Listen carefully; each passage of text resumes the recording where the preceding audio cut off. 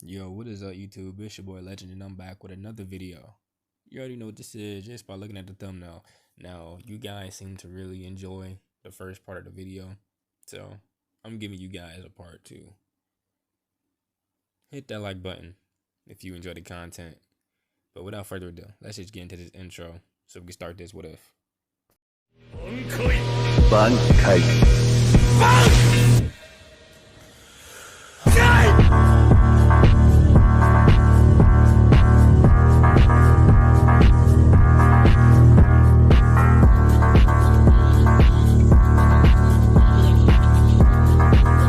これが私の残白刀の真の力。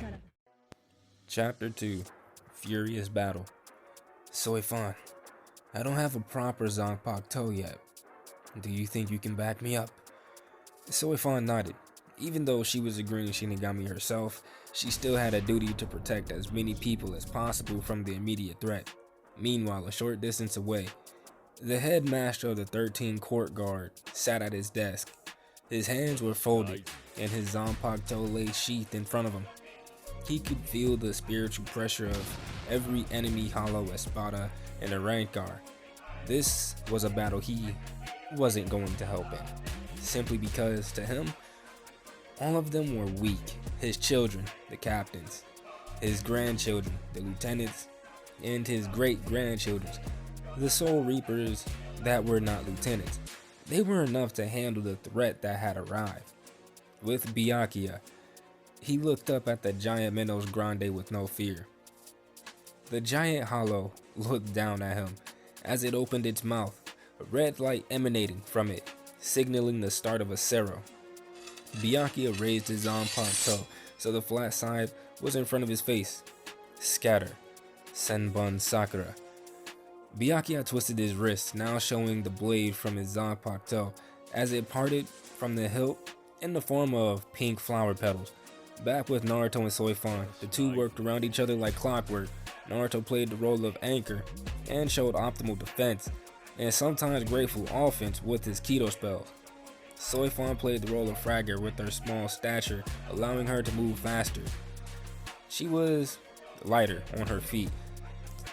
She was able to provide offense and back off at a moment's notice. Soifan was thrown back by Ukiura and caught by Naruto. Barrigan. Leave. I'll take these two by myself. The king of Hueco Mundo scoffed as he began to walk. Don't get yourself killed. Ukiura took a step before he vanished. Naruto then heard a few buildings collapse as he turned to see Soifan missing. He figured that she must have been thrown through those buildings. Naruto then blocked as his wooden sword was cut clean through, causing him to jump back. Ukiura slowly walked up to Naruto, the stoic look present on his face. Ukiura vanished once more, causing Naruto to focus. Naruto stood there as Ukiura appeared in front of him. With a downward slash, Naruto thought back to the memories that he had, how he trained as a shinobi, his rivalry with Sasuke, the constant fights the two of them had, his training with Pervy Sage, him learning Sage mode, his fight with Pain, the 4th Shinobi War, his last fight with Sasuke, his fight with Toneri, how he and Sasuke beat Momoshiki, and finally how he killed Ishiki. Naruto was trained to be a shinobi. He may not have chakra, but he still knew the taijutsu that he had been honing for 25 years, so he would use it. Naruto grabbed Ukiura by the wrist, slowing the momentum of the blade as the ground cracked underneath the two of them. Ukiura rose an eyebrow, and Naruto swiftly disarmed him. Naruto then punched Ukiura in the face, causing the both of them to slide back. Naruto was taken aback, but he didn't let it show. Never has he hit someone, and he was blown back from the hit. Off in the distance, in the barracks of Squad 4, Unohana looked out of the window. If she were her old self, she would be out there fighting with everyone. She watched as Byakuya swiftly dealt with the Minos in the distance. She watched as multiple buildings collapsed, most likely someone being thrown through them. Bankai! Dongiran Hurimaru!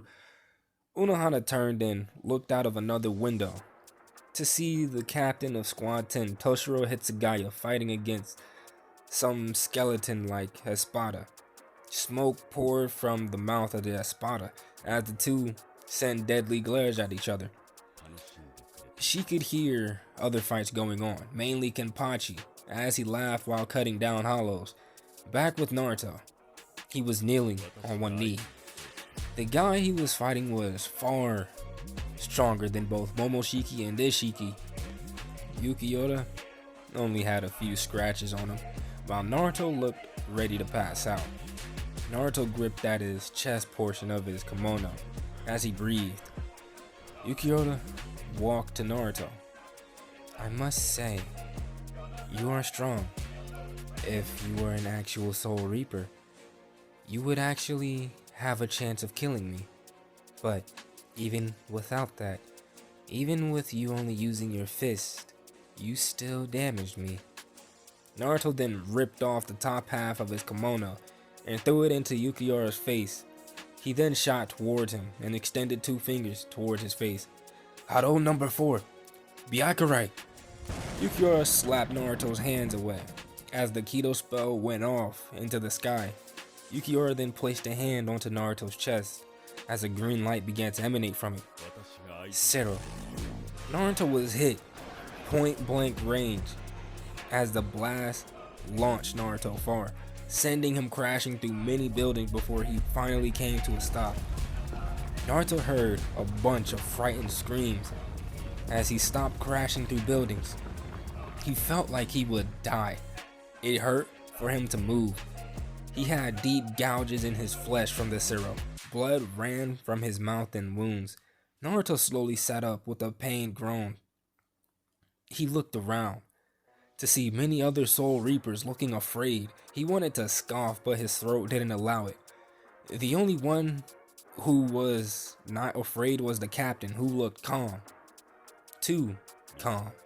Naruto's head then snapped towards the hole that he had came through as Yukiora appeared.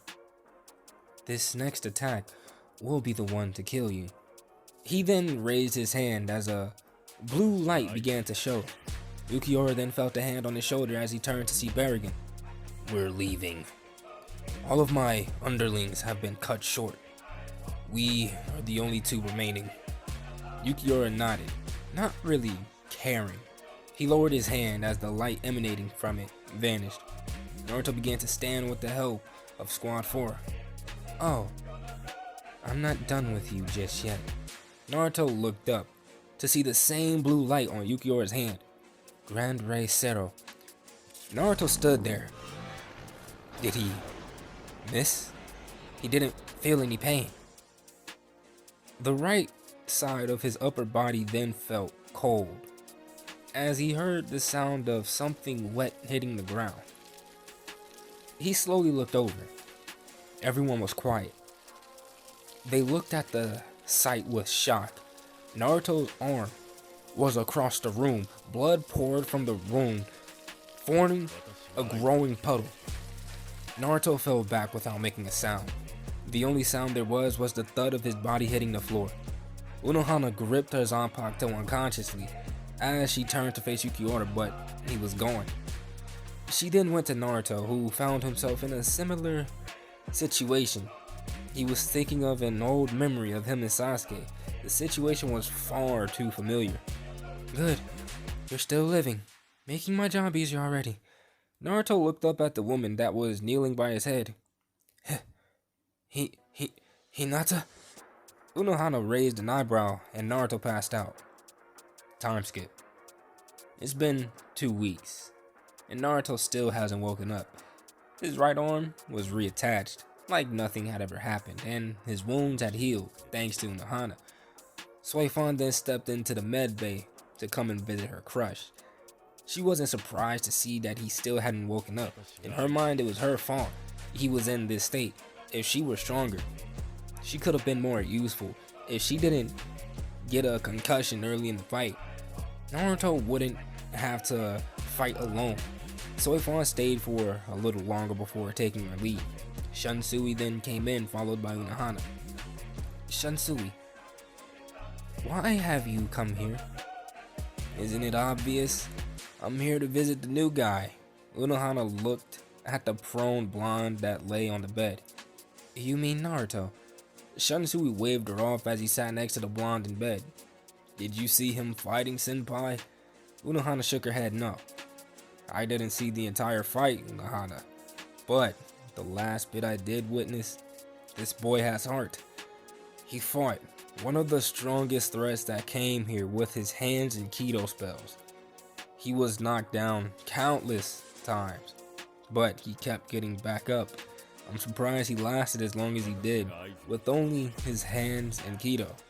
If this boy had a proper zanpakuto, I'm sure he could have beaten the guy that he was fighting, or draw the fight into a stalemate. At that moment, Naruto finally woke up. I'm not a boy, and thanks for the compliment. This got a laugh from Shunsui. Unohana snapped their head to Naruto. When did you awake? Naruto looked at her and told her just now. He then went back to Shunsui. And you mean to tell me you saw me getting my ass kicked and you just watched? Shunsui chuckled. If I stepped in, your pride would have been hurt. Naruto stared at him. He was getting serious Kakashi and Jiraiya vibes from him. Shunsui, I think your visit has been long enough. Now I need to speak with my patient one-on-one. Shunsui immediately left, listening to his superior. Unohana then faced Naruto. How's the arm? Naruto looked at his right arm, surprised to see it. He moved it around. It felt the same. How? Unohana laughed. I reattached it, of course. I also healed all your other wounds. Naruto was shocked, and he let it show. Thank you. Because of you, I'm still alive. You have my gratitude. Unohana brushed him off, finding it amusing. But now, she had something else that she wanted to know. You called me Hinata before you passed out. Why? Naruto froze. He then looked at her. He became shocked that he called her that. I did? Unohana sighed. If you didn't, how would I know the name that is obviously meaningful to you? Naruto sighed. Yeah, you got a point. Hinata was my wife and mother of my children. Unohana looked at him. So you see me as your wife then? Naruto was taken aback and was embarrassed. What? No, I would never. I mean, I'm sure you'd make a good wife. I mean, not for me. Unohana rose an eyebrow and tilted her head in amusement.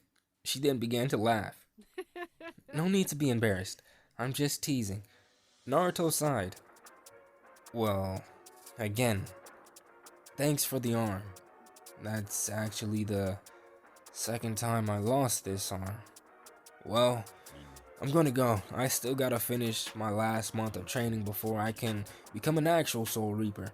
Naruto stood and began to walk. Hey Naruto, you never answered my question. Do you see me as your wife? Naruto rolled his eyes. He knew she was teasing him, so he would tease back.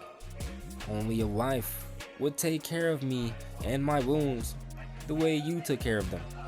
This got a laugh from the captain of Squad 4. And here I thought I was the only tease. Naruto laughed. Yeah, you're not the only killer here, babe. Unohana rose an eyebrow. So I'm babe now. Naruto didn't bother to face her. Let's give away the grin that was splayed across his face. I don't know. That's up for you to decide. But I'm gonna leave now. With that, Naruto stepped away. Unohana had a smile on her face. She rather liked Naruto. His presence was refreshing, and she liked his confidence and banter a lot. Meanwhile, Naruto appeared in the middle of a training ground as he slapped away a keto spell that would have hit him. Everyone that was currently in class stared at him. He literally appeared out of nowhere with a flash step. None of them had learned it yet, so they were in awe. Rukia, however, was annoyed. Her Aikido spell was about to obliterate the test dummy until he came and slapped it away like it were nothing. Aizen had the same friendly smile on his face, but he was a little annoyed. He was hoping Naruto would be handicapped or bedridden. But then again, he was under the care of Unohana. If he wanted the job done to the fullest, he should have had them deal with Unohana first.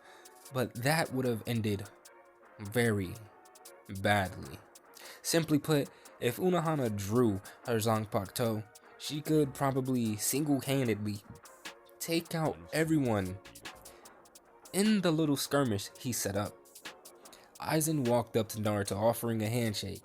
In all honesty, he was impressed with the boy.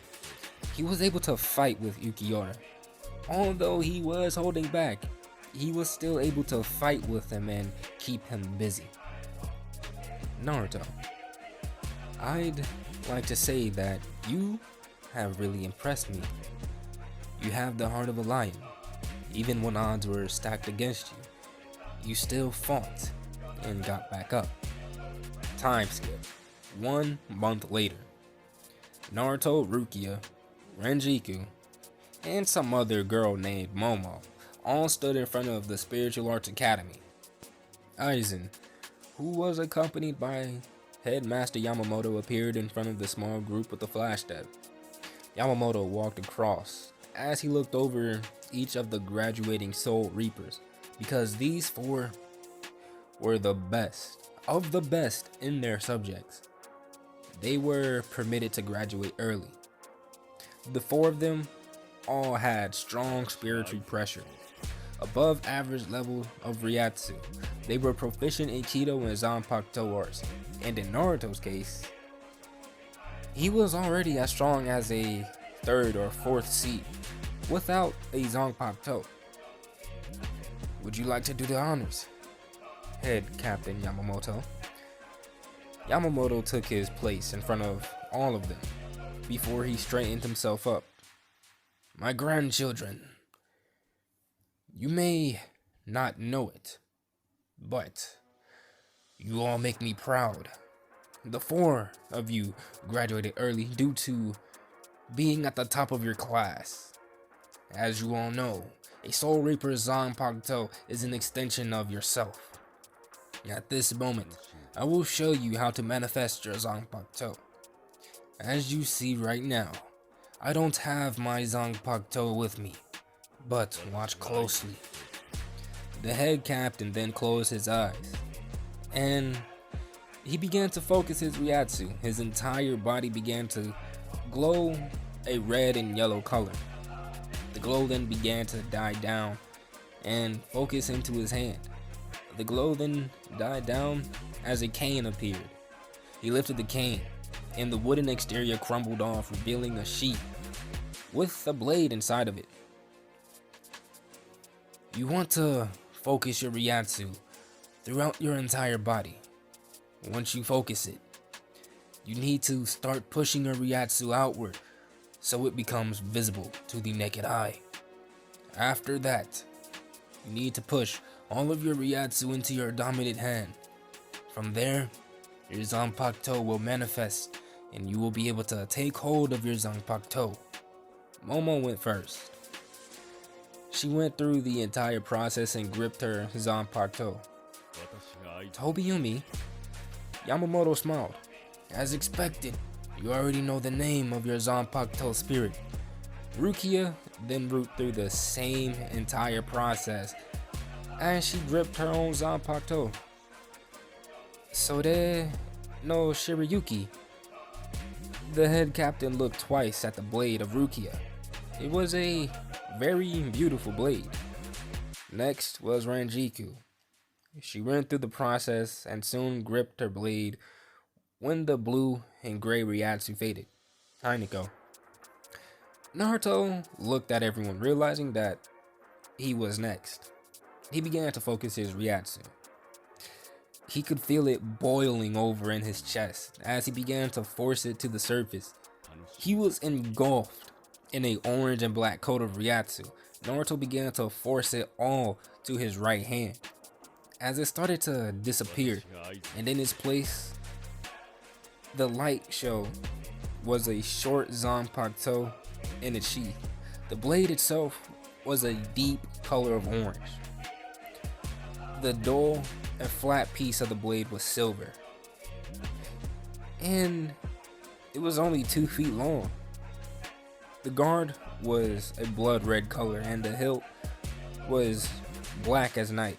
However, everyone was expecting to hear the name of Naruto Zanpakuto, but instead, he let out a gasp. Naruto began to silently cry as a smile made its way onto his face. Just by touching the zanpakuto, he got a familiar feeling from the blade, but everything was confirmed when the blade spoke to him. "It's good to see you again, Naruto." Naruto hugged the blade and began to laugh. "It's good to see you too, Kurama." But guys, I'm going to end it off right here. If you guys liked the video, make sure you hit the like button, subscribe while you're at it. We're gonna go for 5 likes this video. But without further ado, I'm out, and I will see you guys in the next one. Peace.